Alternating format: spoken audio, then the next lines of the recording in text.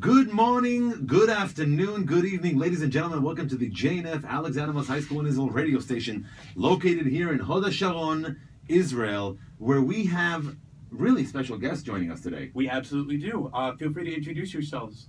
My name is Miri Kornfeld. I'm the Executive Director of High School Affairs for Stand With Us, Wow. which is an international Israel education organization based in Los Angeles, but we have 19 offices all around the world. 19. Awesome. Amazing. 19. All around the world. All around the world. And yourself? And my name is Tahli Hanuka. I'm the associate of the Diaspora Education Department here in our Israel office based in the heart of Jerusalem, Awesome. across from the King David Hotel. So if you're in Jerusalem, be sure to stop by. Amazing. And you made Aliyah, right? I made Aliyah in How long August. ago? In August. August 2015. congrats. Welcome home. Yes, approaching my year Welcome home. anniversary. Ooh, Never have a forget party. it. Never forget No, it. not at all. Miri, you're always welcome to join us. This is your home, too. You know, if certain things happen, then bekif. Certain things happen. Dum, dum, dum, dum. We Listen, I want to get down to talk to you guys because Stand With Us is a leader on campuses across the United States and also in preparing high school age students for what's going on campus. 30, 45 seconds, you should be able to do this by now. What's going on campuses in the U.S.? So unfortunately, the anti-Israel movements on campus are getting very loud and very proud, and we are working to combat that. Loud and proud. Loud and proud. Mm. So Stand With Us works with college students in order to help them combat some of the anti-Israel stuff that happens on campuses. BDS hearings, anti-Israel events, apartheid walls, mock evictions. So we work kind of as a reactionary in that we help students combat the anti-Israel So stuff. let me just cut you off real quick because Sure. of time, and I want to make sure we Sure. cover some good information here. How did we get to this point? I mean, you have Birthright Israel, you got all these other programs, you have fellowships, you have the Jewish population in the U.S. is the most well-to-do and influential it's been in history. Part of that has to do with Israel's existence, of course, right? Where did we drop the ball? How did this happen? I would say one of our greatest issues that we face with the international community and also with the Jewish community around the world is apathy. People just don't care, they don't know, they're ignorant to the facts, not to mention that if you pay attention to international media in regards to Israel, there's often a negative bias. Yeah, but I got to associated stop with you it. there one second. I agree with you about apathy, and yes, I could say that about the lay people on the ground and people who will basically grow up in New York, Miami, or across Denver, wherever they're from. But you got Jewish leadership in the U.S. You have CEOs of major nonprofits bringing in millions upon millions of dollars. You got the federation system. You got the Jewish agency. Sure. You got the Hillels on the Hillels are on campus. Right. They didn't I see have this to happening. tell You you- want to tell me they too were apathetic? Listen, on campuses right now, not just on campuses, in the world, in the community, people are comfortable. Israel is here. Israel's not going anywhere. The Jewish community in the United States is growing. They're comfortable. So when you're comfortable, when you're threatened, is when the Jewish community comes together. That's but so when you're sad. comfortable, then It's such a sad state of affairs. If we Jews who have been around since time immemorial, thousands of years, been through so many different things that we've experienced, exile, and then come back home, yet to just allow these things to brew. And this isn't, what's going on in the U.S., it's not like in the streets of France where you can't wear a yarmulke on your head, you get beaten up, or God forbid something else happening, right? We're talking about academia. We're talking about institutions of academics where you're, investing in the next generation, future senators, congressmen, cultural icons. This isn't just, how do we drop the ball? It's unacceptable. So Stand With Us was born 15 years ago in the height of the Second Intifada, and it was exactly that. That was the question that we wanted to address. Is why isn't the Jewish community waking up? Why aren't people speaking out for Israel? You saw all of the anti-Israel stuff that was happening in the media, and no one was speaking up. And what's happening now? Have they woken up?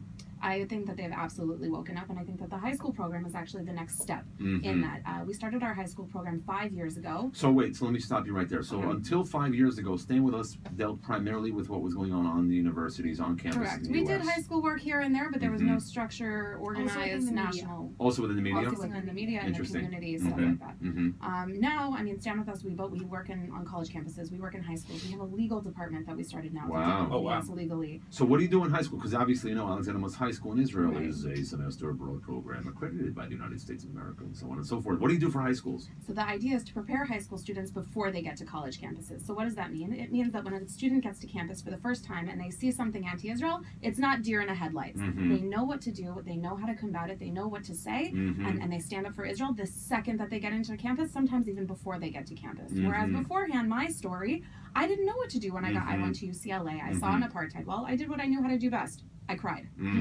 So I don't want students to feel that way. I don't want them to feel vulnerable, and the high school program is the way to be proactive on campus. Something that I was saying before is Stand With Us helps students on campus react to the anti-Israel events that are happening. But we're also proactive on campus, helping set the tone, taking back the word Zionism. I like the proactivity over and the you reactivity. Must I agree. Listen, It's do the you most need to be important. reactive sometimes? Absolutely. Well, That's it's a fine. need- But the being problem with- proactive is that's the future. Right, and the problem I have with being reactive is that it can often be a knee-jerk reaction. Exactly. Because you're offended, you're pissed off, you're annoyed. You know that they're wrong, but you don't even know how to respond to it, but you know your you're wrong. feelings get all. You get your all feelings, upset. and when you get your feelings worked up, then you may say things that you actually Right. don't really want to And say. You may that's- misrepresent. But the proactive approach to things, which is, I think, something that takes a little bit more effort and more thought, structure. I think is something that is very So attractive. that's the and- high school program. Uh-huh. The high school program prepares students for what they might encounter on campus. Listen, some of them won't encounter it. In fact, I hope most of them don't. But it gives them the tools that they need so that just in case something happens, this is what to do. You know where your resources are. You know what to say. You know how to respond to it. It's not a silver bullet. Things happen and you're not So necessarily you have going to know. colleagues, you have staff across the United States Correct. that goes into high schools in the Yes. U.S. Is it public high schools, day schools, community high schools? So my staff is working in public schools, private schools, churches, youth groups, community centers, day center, anything that has to do with teens, we're working with them. Are you having a hard time getting into these institutions? No. Oh, really? You'll go to a public high school and they'll just let you in? So I have to tell you, usually they come to us at the very beginning Who's of our they? program. Who's they? A The guidance teachers, counselor? the students, the Really? guidance counselors. That's very interesting. Guidance counselor from a public high school will come up to you and say, hey, We've had instances where teachers or guidance or parents come to us and they say, listen, this Wow. anti-Israel thing happened at the school. We want you to come in and teach the other side. uh-huh. So a lot of times at the very beginning, yes, we had to, do a lot of cold calling and knocking on doors. But now I work my staff very hard. That's great. That's Wow. fantastic. How many, real quick, how many institutions do you think you touch? High schools, public high schools, Hundreds JCCs? of institutions around Hundreds, the US and Canada. hundreds across the U.S. and Canada. Yeah. Wow. Fantastic. Which affects thousands of students every single So year. I want to get to you, Awesome. Tahli, as well.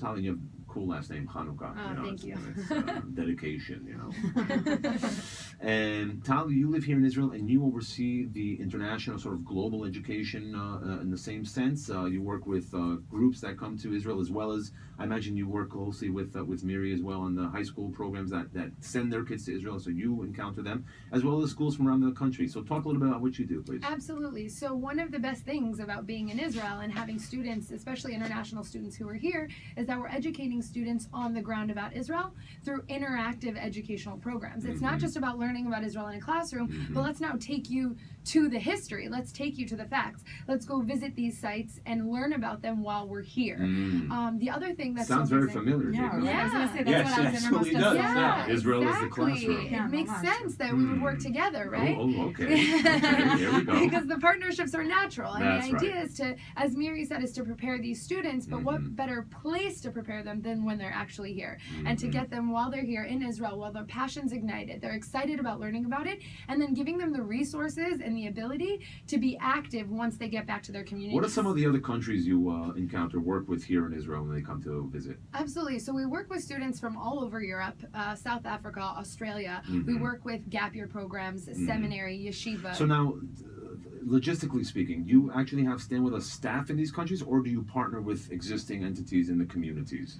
So it depends on the place. We have an office active in the UK. As far as our London? work, exactly. They just broke away from the EU. I let's know. not get There's into an that. impact. Okay. That's for another We'll see radio what show. happens. Brexit. Brexit. Brexit. British exit. I Brexit. didn't know what that meant until I was like, I thought I discovered something no one else knew. I told my wife, she's like, really?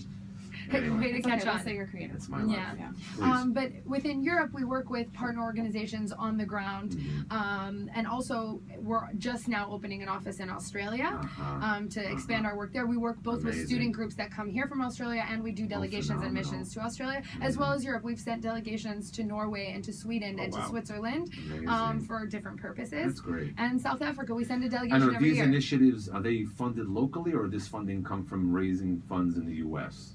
So Stand With Us we're a nonprofit, so we get Right. all of our funding from donations. Okay. Every office around the world, we have 19 offices, is required to do a lot of fundraising In their local countries? in their local countries or communities. We have Phenomenal. most of our offices are in the United States, obviously. So you're registered in every one of these countries as a not-for-profit? Exactly. Oh, wow. exactly. Or working on that status. It's in the process of Very of that nice. status. Very nice. Very nice. That's very, very important to know. And there is definitely potential for us to consider our efforts collectively, because I think we're all doing really, really important work here. We love you guys. And we love you too. Yeah. In a good way. Meaning, It's in a amazing. professional Oh, way. in a profession. Yeah, just totally right, Can, professional. mama. Okay, good. But I think the best thing is that we're both working to Yeah. empower students to not only connect with their Jewish identity, connect with Israel, but also to feel that they have the ability to articulate that connection. Exactly. When I was young, growing up, I came to Israel every year because my parents were both Israeli. And when I would go home and talk to my friends, Jewish or non-Jewish, and they would ask me, "Why is Israel so amazing?" I didn't know how to articulate it. I would just say, "I love it. It's amazing. You need to go see for yourself." And only once I got to college, unfortunately, I didn't know about the programs available when I was in high school. Right. Once I got to college and I did Birthright and Stand With Us and other programs, I learned how to articulate this passion and also how to educate others. Okay. And I Very think that's nice. really one of the most important things. Very important. Definitely, Last question. Sure. Zionism. What does Zionism mean today in the 21st century? 2016, it's a very different world. But what does Zionism mean to you, Miri, and then to you, Tahli? And Jake, you can chime in if you like. I think Zionism for me is a way of life. Israel is in my heart, it's in my soul, it's something that I've always had a very strong connection to. So I think that Zionism is the way that you share that love with others, but in an effective way such that there's always going to be an educational component. Zionism isn't something that you just experience, Zionism is something that you do. It's something that you actively have Take to action. engage in, because otherwise that's how you get people who are indifferent, is if you don't act. Definitely. So Zionism about taking action. That's a definition I can definitely get behind. You agree with her? Absolutely. Okay, that's good. It's We're going to kosher. get along, we're going to be friends. It's kosher. Sounds good. Tahli. I think for me, Zionism is a part of your identity. It's a part of who you are. I think Jews who even wouldn't necessarily affiliate themselves as Zionists would Are be Zionists. Zionists. Exactly. Whether they like it or not. Whether they like it or not, they're a Zionists. Zionist. And I think it's really important for us to remember, and we were referring to this earlier in the show, that people don't feel, our generation, the millennial generation, doesn't see Israel's survival or the urgency of Israel. They don't see it because Israel's here to stay, and it exists. It's not my parents' generation that was one generation removed from the Holocaust. It wasn't my grandparents who came out of the Holocaust to Israel. And so for me, Zionism is about keeping alive the importance and the need for a homeland for the Jewish people, and that's part of my identity. I have to add just one thing. There's something for Zionism for everybody. Zionism is the national liberation movement of the Jewish people. It is the indigenous people returning home to their ancestral homeland. This idea of being indigenous, it's something it's very sexy to talk about that right now. And that's what Zionism is. It is the indigenous rights of the Jewish people to their ancestral homeland. I think it's a beautiful message. Are you guys passionate about what you do? 'Cause I don't know. Not even a little bit. Yeah, we definitely can't tell. Yeah. Couldn't tell. And our listeners out there, if you can't tell, then maybe put your volume up, because but put it up. But we want to thank everyone for joining us here on this amazing interview and opportunity to Thank you work for with. having us. It's our Thank pleasure. you We for look stopping forward by. to you coming again. Absolutely. We want to wish you lots of hatzlacha, great Toda. success on campus and in the high school Toda. arena. Together. Because at the end of the day, it's on us to On us. ensure that our next generation forges their link to Jewish continuity Exactly. and Israel connectivity. Am Yisrael Chai. Absolutely. Leitao And can we to just everyone. say kol hakavod lechem Opa. and toda for the work that you're doing, Thank you. because you're creating the next generation of leaders, and that's so important. Well, thank you very much. We Thank appreciate you. that, and we appreciate everything you do. Once again, ladies and gentlemen, thank you for joining us here at the JNF Alexander High School in Israel, radio station located here on our main campus in Hoda Show in Israel. For now, it is Lehitraot. Late Yalla bye.